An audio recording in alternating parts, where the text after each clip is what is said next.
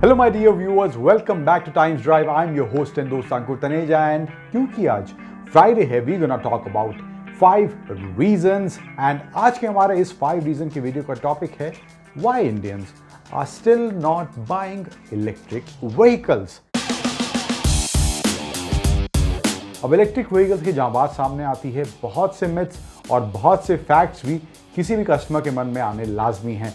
अब कौन से ऐसे 5 कारण हैं जो इंडियन कस्टमर्स के मन में इलेक्ट्रिक व्हीकल्स के लिए अभी भी डाउट, हिचकिचाहट या कंफ्यूजन पैदा करते हैं, उन्हीं ऐसे 5 रीजंस की बात करने वाले हैं हम इस वीडियो में। तो चलिए शुरुआत करते हैं।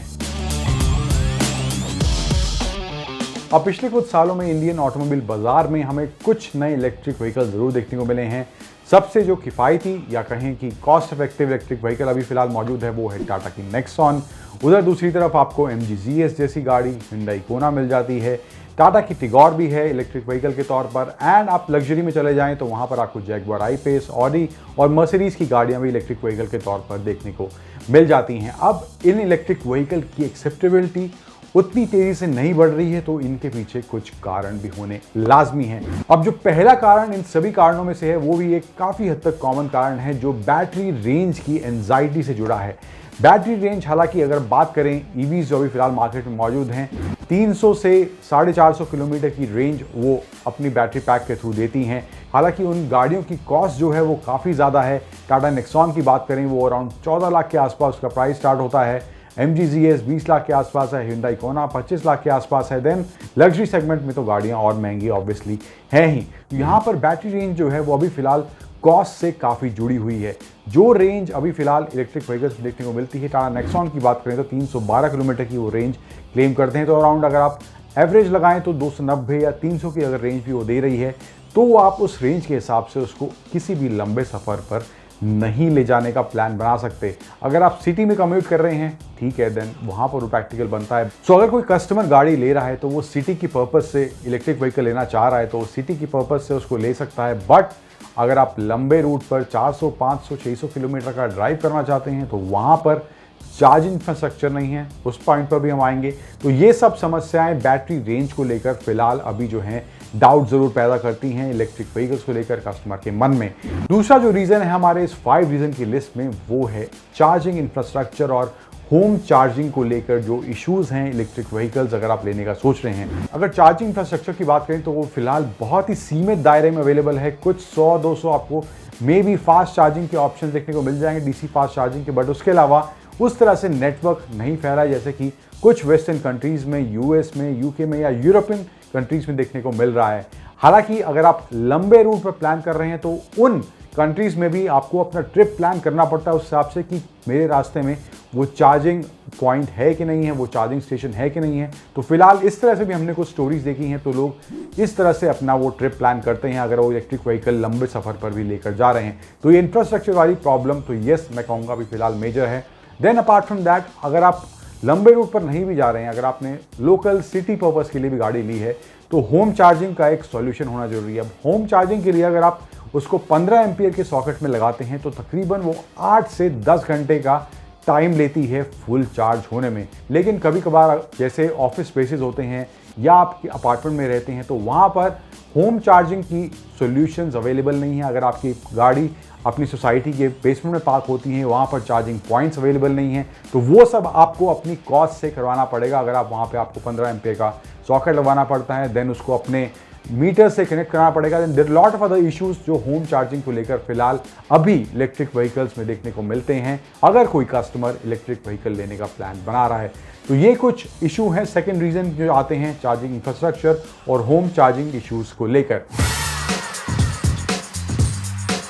अब तीसरा जो पॉइंट है हमारे इस टॉप 5 रीजन की लिस्ट में, तीसरा जो रीजन है वो है बैटरी में लगने वाला चार्जिंग टाइम। अब कंपनीज जो क्लेम करती हैं कि 0 to 100% अगर आप 15 एम्पियर सॉकेट से चार्ज कर रहे हैं तो तकरीबन 8 से 10 घंटे के बीच का टाइम लगेगा। एंड अगर आप डीसी फास्ट चार्जर से इसको चार्ज कर रहे हैं तो 0 to 80% चार्ज होने में तकरीबन 40 मिनट से 1 घंटे के बीच का टाइम लगता है। अब ये तो हो गए रीजंस जो कंपनीज बताती हैं कि इस तरह से आप इसको चार्ज कर सकते हैं, लेकिन इंडिया में अगर मेट्रोज के अलावा भी बाकी शहरों की बात करें तो वहाँ पर जिस तरह से इलेक्ट्रिसिटी की इस मौसम में, गर्मी के मौसम में हालत देखने को मिलती है। अभी फिलहाल मैं अपने होम टाउन में हूँ एंड कल रात यहाँ 4 घंटे लाइट नहीं थी, इन्वर्टर पर लाइट चल रही। तो अगर आपको रात भर गाड़ी चार्ज करनी है, पावर फेलियर है, सुबह आपको गाड़ी कहीं लेके जानी है और गाड़ी चार्ज नहीं हो पा रही है, तो ये भी कुछ इश्यूज़ हैं जो इलेक्ट्रिक व्हीकल को लेकर होम चार्जिंग इश्यूज़ के अंदर आते हैं, जहाँ पर आपको पावर फेलियर्स देखने पड़ते हैं कई जगहों पर जहाँ पर इलेक्ट्रिसिटी फेल हो जाती है। तो ये भी कुछ इश्यूज़ हैं जो इलेक्ट्रिक व्हीकल से जुड़े हुए हैं, उनके बैटरी चार्जिंग से जुड़े हुए हैं, जहाँ पर कस्टमर को लगता है कि ये चीज़ प्रैक्टिकल नहीं हो सकती है फिलहाल जो इंफ्रास्ट्रक्चर है उसके अंदर। तो ये था तीसरा reason. So now the fourth reason in this 5 reason list is not enough options in electric vehicles. हमें देखने को ज़्यादा ऑप्शन नहीं मिलते हैं और साथ ही साथ आपको अफोर्डेबल ऑप्शंस भी इलेक्ट्रिक व्हीकल्स में अभी देखने को नहीं मिलते हैं। तकरीबन 14 लाख से गाड़ियों का प्राइस स्टार्ट हो रहा है एंड वो जाता है 25-26 लाख तक उन गाड़ियों का प्राइस फिलहाल अभी जाता है, जो कुछ हद तक लोग अभी अफोर्ड कर पा रहे हैं प्राइस को लेकर।